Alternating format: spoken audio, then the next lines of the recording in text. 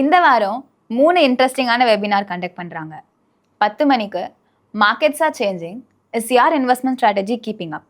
இந்த வெபினாரில் மார்க்கெட்ஸ் எப்படி எவால்வ் ஆகுது, உங்கள் இன்வெஸ்ட்மெண்ட் ஸ்ட்ராட்டஜி எப்படி எவால்வ் ஆகணுன்றதை பற்றி சொல்கிறாங்க. 11 மணிக்கு your road map to discuss $1 million milestone.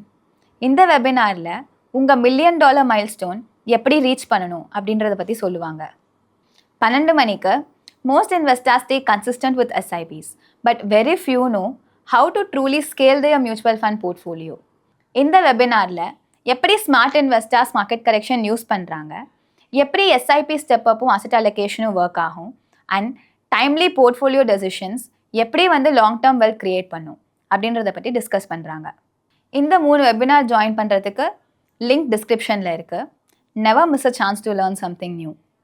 எல்லோரும் சம்பாதிக்கிறோம், எல்லோரும் சேமிக்கிறோம், எல்லோரும் முதலீடு பண்ணுறோம். ஆனால் நம்முடைய பெரிய ஃபைனான்ஷியல் கோல்ஸை உரிய நேரத்தில் நம்மளால் அடைய முடிகிறதா? பெரும்பாலும் இல்லை அப்படின்ற பதில் தான் நமக்கு கிடைக்குது. ஒரே ஒரு சின்ன முதலீட்டு தவறு கூட நம்முடைய மொத்த ஃபைனான்ஷியல் ஜேர்னியை பாதிச்சிடும்.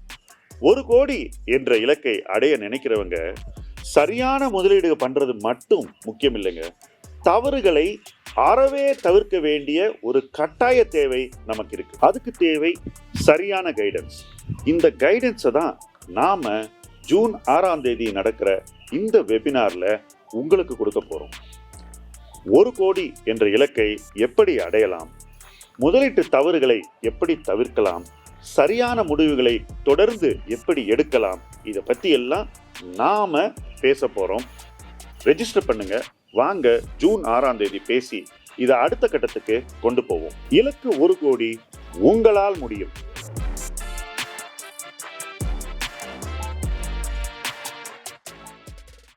$2026-27 large cap versus mid cap versus small cap.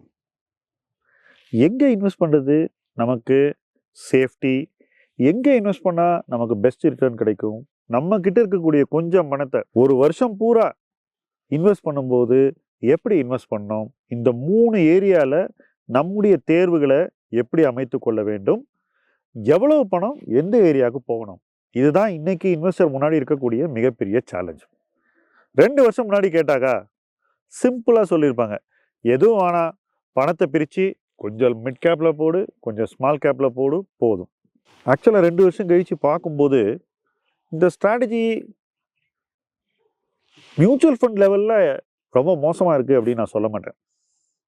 ஆனால் தனிநபர்கள் பங்குகளை வாங்கக்கூடிய தனிநபர்கள் போர்ட்ஃபோலியோவில் நேரடி பங்கு முதலீடு செய்யக்கூடிய நபர்களின் அனுபவத்தில் அந்த அளவுக்கு எடுபடலை.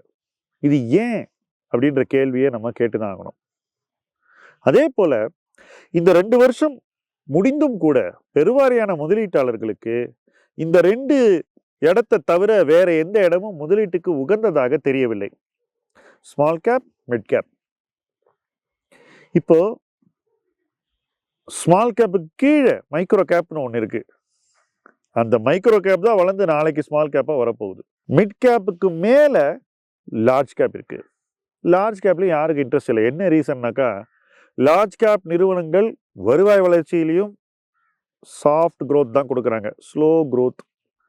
லாப வளர்ச்சியும் பெருசாக ஒன்றும் இல்லை. இப்போ ஐடி மாதிரி ஒரு இண்டஸ்ட்ரி டாலர் மதிப்பில் பெரிய வளர்ச்சியை கொடுக்க மாட்டேங்கிறாங்க. ரூபாயின் வீழ்ச்சி தான் அவங்களுக்கு லாப வளர்ச்சியை கொடுக்குது நிறுவனங்களுக்கு. இது சந்தைக்கு பிடிக்கல.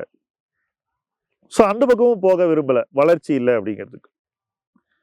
வேற மிட் கேப்லையும் ஸ்மால் கேப்லையும் இன்று வரை ஓரளவு வளர்ச்சி இருந்ததனால் முதலீட்டாளர்கள் தங்களுடைய மொத்த பணத்தை இன்றும் அங்கே மட்டும்தான் போடணும் அப்படின்னு நினைக்கிறாங்க.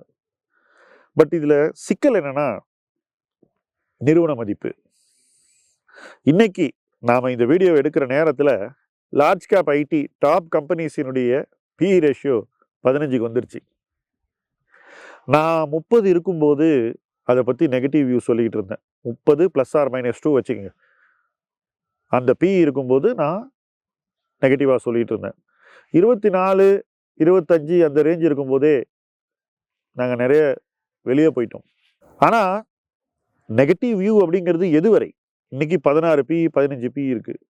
மேபி இன்னும் கொஞ்சம் கீழே போய் ஒரு 13-14 டைம்ஸ் வருதுன்னு வச்சுக்கோங்க. இப்போ அந்த இடத்துலயும் நம்ம நெகட்டிவாக இருக்கணுமாங்கிறது தான் இங்கே கேள்வி. ஏன்னா நிறுவன மதிப்பு என்பது நம்முடைய முதலீட்டு முடிவின் மிக முக்கியமான ஒரு காரணி. இந்த மதிப்பீட்டில் வாங்கினா நஷ்டமே வராது அப்படின்னு ஒரு மதிப்பீடு வந்துச்சுனாக்கா அந்த இடத்துல நம்ம இன்வெஸ்ட் பண்ணலாம். அது மட்டும் இல்லை, நஷ்டம் வராதுங்கிறது டவுன் சைட் ப்ரொடெக்ஷன். இந்த மதிப்பீட்டில் வாங்கினா இந்த கம்பெனிக்கு எது நல்லது நடந்தாலும் நிறுவன மதிப்பு வேகமாக கூடும்ன்ற ஒரு அப்சைடையும் அந்த டவுன் சைட் ப்ரொடெக்ஷன் தான் உங்களுக்கு உருவாக்கி கொடுக்குது. ஸோ பாதுகாப்பான ஒரு இடத்துல முதலீடு செய்யணும்னு நீங்க செய்யக்கூடிய முதலீடு தான் லாபகரமான முதலீடாகவும் உங்க வாழ்க்கையில அமையும். அந்த லாபமே அந்த பாதுகாப்பு சார்ந்த எண்ணத்தில் இருந்து உருவாகக்கூடிய ஒரு லாபம் தான்.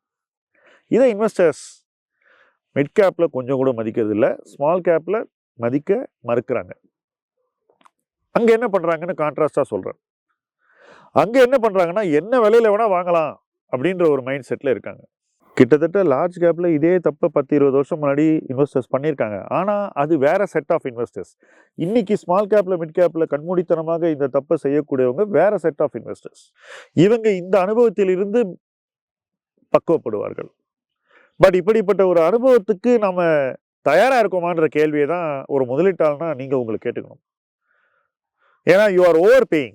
முக்கால்வாசி இடத்துல மியூச்சுவல் ஃபண்ட்ல கண்டிப்பா பீப்புள் ஓவர் பே பண்றாங்க ஸ்மால் அண்ட் மிட் கேப்ல. அதே பங்குகளை தொடர்ந்து அதிக விலை கொடுத்து வாங்குகிறார்கள். ஒரு பங்கு ஒரு மோசமான ரிசல்ட் கொடுத்தா கூட அதை விழ விடாம தொடர்ந்து பணத்தை போட்டு வாங்கிக்கிட்டே இருக்காங்க. இது மாதிரியான முதலீடு எப்பவுமே நல்லபடியா முடியாது. இந்த மாதிரி decisions they don't end well.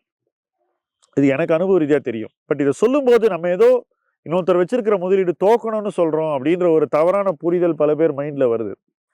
நான் ஒரு எச்சரிக்கை உணர்வோடு இந்த விஷயத்தை பத்தி பேசுறேன். என்னை பொறுத்த வரைக்கும் நிறுவன மதிப்பு சார்ந்துதான் முடிவுகள் இருக்க வேண்டும். விலை வளர்ச்சி சார்ந்து இருக்கக்கூடாது. ஏற்கனவே 30% வந்துச்சு அதனால இதை போய் வாங்குவேன், தப்பு அது. நான் ஒரு குறிப்பிட்ட நிறுவனத்தை நான் உதாரணமா இன்னைக்கு சொல்லியே இந்த வீடியோல என்ன மிஸ்டேக் நடக்குதுங்கிறத காட்ட போறேன். கெய்ன்ஸ்னு ஒரு கம்பெனி, KAYNES, ரொம்ப ஃபேன்சி ஸ்டாக். அதே போல ரூட் மொபைல் அப்படின்னு ஒரு கம்பெனி, பயங்கர ஃபேன்சி ஸ்டாக். இதெல்லாம் ஒரு உச்ச விலைக்கு போகும்போது இவங்க இவ்வளோ பிஸ்னஸ் பண்றாங்க, இந்தியாவுக்கு நிறைய மேனுஃபேக்சரிங் வரப்போகுது, இப்படி கதை சொல்லிகள் சொன்ன விஷயங்களை கேட்டு, கெய்ன்ஸ்ல ஒரு விதமான கதை சொல்லிகள், ரூட் மொபைல்ல வேற விதமான கதை சொல்லிகள் சொல்லி சொல்லி சொல்லி நிறுவன மதிப்பை ஒரு உச்சத்துக்கு கொண்டு போய் அந்த இடத்துல மியூச்சுவல் ஃபண்ட் எல்லாம் வாங்குறாங்க. பிளேஸ்மெண்ட்ல எல்லாம் போய் பணத்தை கொடுத்ததெல்லாம் இருக்கு. இன்னைக்கு எங்க இருக்கு அந்த நிறுவனத்துடைய மதிப்பு? நான் சொல்லுவது நிறுவனத்தை பத்தின எந்த விமர்சனமும் இல்லை. அவங்க தொழில் எப்படி செய்யறாங்கன்ற இடத்துக்கே நான் போகல. அந்த இன்வெஸ்டிங் எப்படி டிசிப்ளின் இல்லாம நடந்ததுங்கிறத நான் இந்த இடத்துல அறிவுறுத்த விரும்புறேன். இது மாதிரி உங்க பார்வையில சில நிறுவனங்கள்ல எக்ஸஸ் வேல்யூவேஷன் கொடுத்து பல பேர் வாங்கி அதுக்கப்புறம் அந்த நிறுவனங்கள் மதிப்பு இழந்திருக்கும். அந்த மாதிரி உதாரணங்கள் நீங்க பார்த்தது, நீங்க வாங்கினது அல்லது உங்க நண்பர்கள் வாங்கினது இருந்தாக்கா தாராளமா கமெண்ட் செக்ஷன்ல போடுங்க. ஏன்னா அனுபவங்கள் தான் மிகப்பெரிய பாடங்களை தருகின்றன. அந்த அனுபவ பாடங்கள் தான் நம்மளை அடுத்த முறை அதே வாய்ப்பு நம்ம முன்னாடி வரும்போது இதை நான் முன்னாடி பண்ணியிருக்கேன்ல, அந்த தப்பை நான் இப்போ பண்ணக்கூடாதுன்னு ஒரு வகையில் ஒரு பேட்டர்ன் ரெக்கக்னிஷனாக நம்ம வாழ்க்கையில நம்மளுடைய மசில் மெமரியில ஆழமா பதிஞ்சிரும். எல்லாரும் இந்த ஸ்டாக் மாதிரி இன்னொரு ஸ்டாக் வெற்றியை பெறும்னு எப்படி சொல்றோமோ, ஒரு பங்கு நல்லா பல மடங்கு அதிகரிச்சிருக்கும், அதே ட்ரேட்ஸ் இன்னொரு பங்குல இருக்கும்போது இதுவும் அதிகரிக்கும் நம்ம சொல்றது இயல்பு. அதனால நமக்கு வெற்றியை ஒரு இடத்துல அடைஞ்சாலும் அந்த வெற்றியின் அடையாளங்களை இன்னொரு இடத்துல நம்மளால காண முடிகிறது. அதனால அங்கேயும் பணம் போட்டு வெற்றி அடைய நமக்கு வாய்ப்பு இருக்கலாம். இது அப்படியே ரிவர்ஸ் பண்ணுங்க. தோல்வி நடந்த ஒரு இடத்துல இப்படி எல்லாம் நடந்தது, இதனால இந்த இடத்துல தோல்வி வந்ததுன்னு யார் அடையாளம் காண்கிறார்களோ அதே அடையாளங்களை இன்னொரு இடத்துல புதுசா பார்க்கும்போது ஐயோ அந்த இடத்துல இது நடந்ததே, இதை நான் திரும்பி செய்யக்கூடாதுன்ற ஒரு உணர்வு உங்களுக்குள்ளே இருந்து வரணும், வெளியில இருக்கிறவங்க சொல்லக்கூடாது. நிறைய பேர் என்ன பண்ணுவாங்க, அந்த உணர்வை உருவாக்க தவறி விடுவார்கள். அப்ப என்ன ஆகும்னா வெளியில இருக்கிறவங்க சொல்லுவான் அந்த ஷேர் கண்டிப்பா விழணும். அப்ப அவர்கள் மீது நமக்கு கோவம் வருது. ஷூட்டிங் த மெசேஜர்னு சொல்லுவாங்க. மெசேஜ் தான் எடுத்துக்கணும். ஆனால் நம்ம என்ன தப்பு பண்ணுவோம்னா, அப்படி சொல்றவனை வந்து டெய்லி போய் ட்ரோல் பண்ணுவோம், கத்துவோம், திட்டுவோம், அவனை வந்து சாயம் பூசுவோம், நீ எல்லாம் இப்படித்தான் அப்படின்னு. இது எதுவுமே வந்து நம்முடைய வளர்ச்சிக்கு உதவாது. உங்க எல்லாருக்கும் தெரியும் இந்த பை அட் எனி பிரைஸுங்கிற ஒரு பிலாசபியே. எந்த மதிப்பீட்டில் வேணா வாங்கலாம், நீங்க பணம் சம்பாதிச்சிருவீங்கன்றது ஒரு பிலாசபியாக உலகத்திலேயே ஒரு ஊர்ல தான் அது வந்து ரொம்ப பாப்புலர் ஆச்சு, இந்தியாவில். அப்போ அது தவறு அப்படின்னு நான் பல வகைகளில் தொடர்ந்து சொல்லிக்கிட்டு இருந்தேன். இன்னைக்கு யோசிச்சு பார்க்கும்போது அதெல்லாம் எதுக்கு சொல்லியிருக்கணும், பேசாமல் இருந்திருக்கலாம் அப்படின்னு கூட எனக்கு தோணுது. பட் அன்னைக்கு நான் சொன்னது தான், அதை இப்போ மாற்ற முடியாது. பட் வரலாறு என்ன சொல்லுது பாருங்க, it has been proved correct.